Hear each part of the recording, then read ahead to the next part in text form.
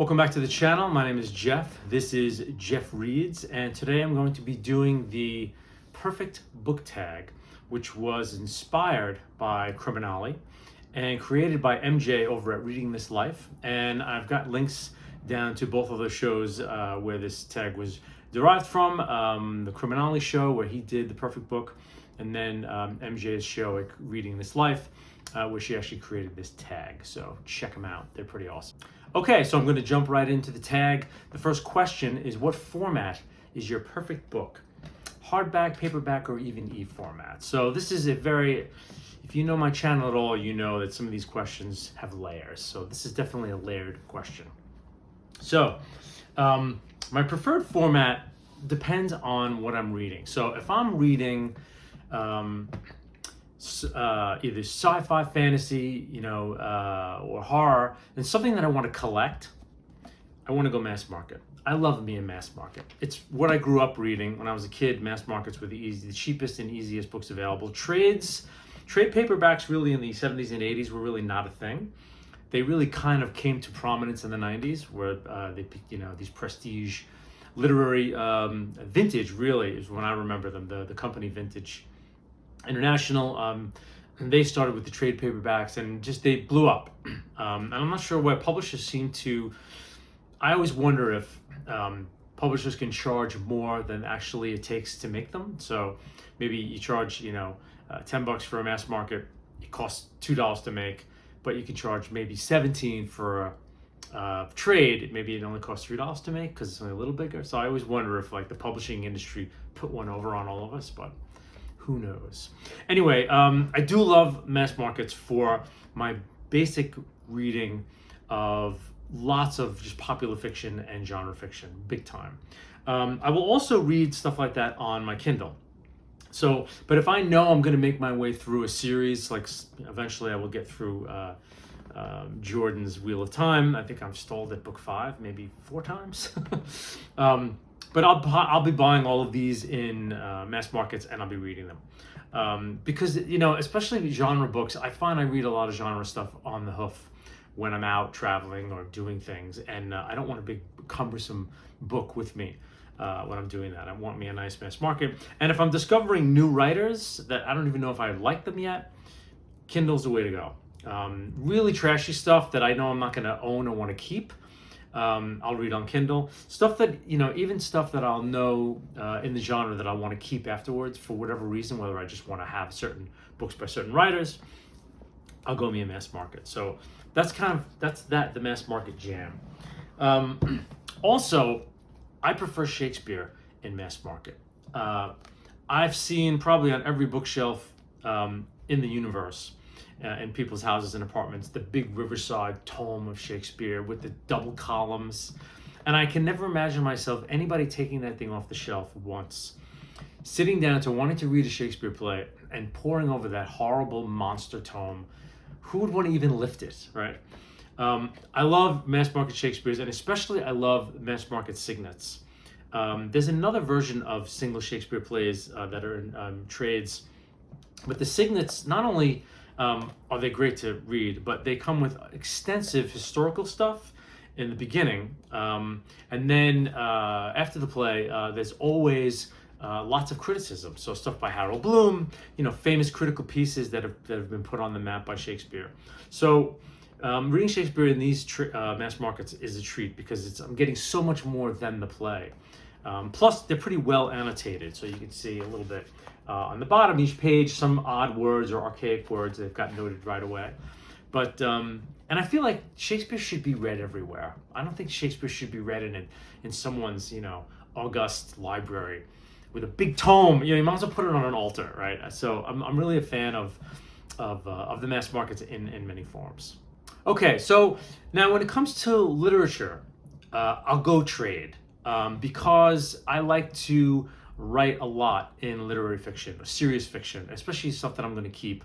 I will go trade paperback and or hardcover. But I love trade paperbacks, and I wanted to share what I think are 3 of the best formats for trade paperbacks because of how they're presented. So first of all is something that everyone knows and loves, which is the Penguin. Penguin is like, it's the perfect book, right? This is the perfect book tag. This is the perfect literary book. Trade paperback, classic art usually on every one that they put out. They pull some wonderful painting or some graphic. They're all the same. Everything you need is here. The backs have a little bit of a blurb, and there's usually an introduction to the work as well, and any kind of, sometimes there are endnotes as well. But this is like a perfect literary book. Really, Penguin is, and they've been doing it for a long time. This is like the second iteration. I think the first graphic design was different than this, and I don't have an earlier one, but they were a little more arch. They were a little more almost like painting-ish, but it's a perfect book. Also, another wonderfully perfect literary trade paperback are the Barnes & Noble Classics. They do a tremendous job. They're, again, very uniform. They all have this graphic up at the top. They have some artwork. They're wonderful, and the font in they're very easy to read. There's good floppage, which means they're going to last and it's not going to crack the spine. Penguins are good like that as well. But they just, I don't know, it's a format that I really like, and they look wonderful when they're spined on your bookshelf. They're all very even. And there's something about the font that the Barnes & Noble ones use that I just find it very clear, good paper. So again, this is a perfect book. And last in the perfect trade paperback is kind of a newcomer to the field. This is the New York Review of Books paperbacks, and this is the very esoteric literary fiction that has kind of been, I think they tend to find books where that have gone out of print, that are not selling by the big publishers, and they snap up the rights to them fairly cheaply. But they're all very similar. They have this graphic in the middle, this square, usually a beautiful painting. And again, they're very rugged. They're very well put together. And their font is a little bit on the small side, I have to say, but it's beautiful font, beautiful page color. So, and they have this wonderful little end paper as well. And they list all of the books in the series, which is pretty substantial these days.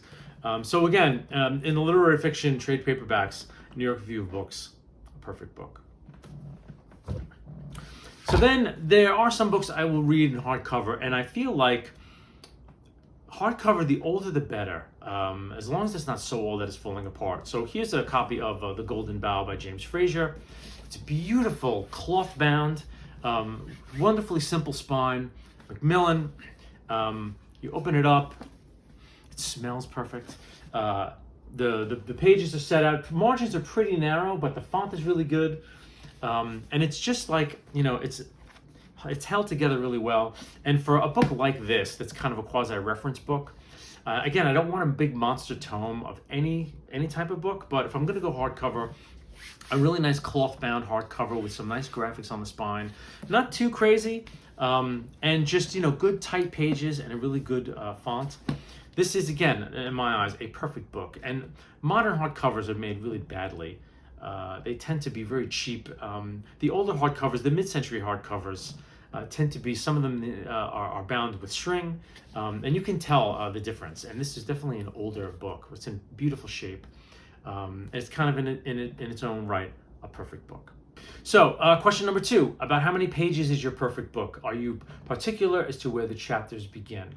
For thrillers, keep it under 400 pages. I mean, if you're writing a thriller, it's a really popular fiction, for the most part, let's keep it under 400 pages. Not too much fat, which is why a lot of Stephen King stuff, they're really fat 80s Stephen King stuff. There's a good book in the mix, but they're too long, a lot of those. And a lot of times popular fiction that's just too long, unless the writer is really speaking to me and I just love everything they write. I prefer a compact, thriller that moves. But when it comes to epic fantasy, when it comes to something like War and Peace, a big monster Victorian tome, sky's the limit. You can crack your 1,000 pages. I'm fine with it. If it's epic in scope, and it really is epic in scope, and Bleak House, right? When you start reading Bleak House, let's go for 1,000 pages and let's ramble, because how could you not ramble for 1,000 pages? So for literature, but there's great literature. One of the books that's always touted as one of the greatest American novels of all time, The Great Gatsby, very thin. Albert Camus, The Stranger, very thin. So there are wonderful literary books too that are under like 200 pages. So I'm fine. So I'm kind of like, I'm okay all over the map. I think when it comes to my world building, anything that's kind of got a lot of world building involved, or you're going to build a multi-volume story, you can pump up the page counts and I'll be just fine. Chapters, my only nit with chapters, there are certain books that I think it's done economically where authors who have a lot of chapters, when the chapter ends, the next chapter starts, even if it's at the bottom of the page. I'm kind of a fan of chapter on the next page. So, you know, if you're on the left-hand side of the page, you're 3/4 of the way down, you're done. Not the next chapter on that page, like a little white space, thank you, and the chapter on the next page. I know that like the mass market Victorian novels that are done like in mass market, they stack those things right on top of each other. You're done, next sentence, chapter. And there's just something too overwhelming. There's something about the white space and the chapter on the next page. It makes me think I'm getting somewhere. You know, I really kind of like that. So yeah, that's my little chapter pet peeve. As far as font goes, this is the next question. Do I have a favorite font? Do I check the font details? I really don't. I like a nice, clear, legible font. I have to be honest, the only time I've ever not liked a font was reading the Robert A. Salvatore novels in Forgotten Realms. So Crystal Shard, Streams of Silver, Halfling's Gem, and I think the first Drizzt trilogy, Homeland, Exile, Sojourn. TSR put these books out in a weird kind of font that I've always, over the years, when I go back and read those, you know, the original versions of those books, because I love the artwork in the original versions, but I can't stand the font. There's something about it that's it's almost like trying to be futuristic or trying to be too jazzy. And I think I like my font plain and legible. So if anyone has read those books, you'll kind of know what I'm talking about. It's a very random and esoteric example. But those are the only times when I felt the font of a book was putting me off from reading it, that it was really annoying. But for the most part, you know, I kind of, as long as it's within a certain range of it's clear and legible and it's pleasing to the eye in a way that maybe I can't clock right away, I'm fine with the font. Number 6, do margins matter to you? Not really. I don't know if I like them too big. To me, a publisher's trying to pad out a novel. If you've got really big margins and heavily spaced lines, I'm like, yeah, you wanted to make this a hardcover, didn't you? But for the most part, you know, decent size margins and fairly, you know, well-stocked sentences. Let's not get crazy. Does the perfect book have any other unique features that makes it perfect? I guess in a general sense that it's well made. There are certain books, especially more now, there's a lot of people are putting out prestige versions or different cover versions of a lot of books. And, you know, you open them once and you hear the spine crack. So recently I bought the collection by Orion Books, William Gibson's Sprawl trilogy, Neuromancer, Count Zero, and Mona Lisa Overdrive. And they also add in the short story collection Burning Chrome. And these were the covers. And I saw them online. I thought, oh, this is really great. And to have a trade paperback of one of my favorite novels is terrific. But there's no flop to them. And the minute I read this book, I know if I decide to read this version eventually, the spine is going to crack. Already the first page is kind of bent back, and I can tell that the spine is going to crack if there's any usage. So obviously the perfect book to me has plenty of give. It's well made. Even, you know, like the Jordan's Eye of the World paperbacks, they have some decent flop to them for paperbacks, and you can open them up and the spine will bend, and so you can have a mass market paperback which is kind of meant to be read and tossed. But if they're made well, and as you're reading them and opening them, the spine is flexing with you and not cracking, then you can have them for a long time. So I really like a well-made book. And you really, these days, you really have to be careful of what you buy because everything is online. You don't get a chance to hold it. And sometimes you buy things and you get them and it's really kind of, they look great, but they're not meant to be read. And I think a book of any kind, the perfect book, I guess, is meant to be read many times and retain its shape and its integrity. Okay, show us the cover. Number 8, what do you find perfect about it? Back to Jordan. This is like a perfect cover. The graphic is beautiful. The painting by Darryl Sweet is amazing. It's just a perfect cover. Like for what it does. I could do without the #1 New York Times bestseller list on here, but like there's something about the red font and the size of it and how everything is done and the colors of it. Like this is a book that even if I wasn't a fantasy fan, I think if I saw it on a shelf, I'd be like, something about it would just pop out to me. I would want to open this up and take a look and see if I would like it.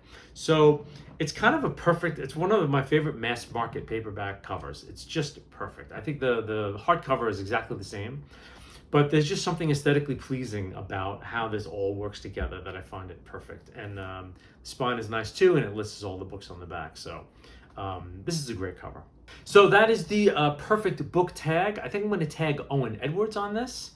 I think everyone else has probably done it. So Owen, if you're watching this video, I'm tagging you. So thanks for watching, and I'll see you next time.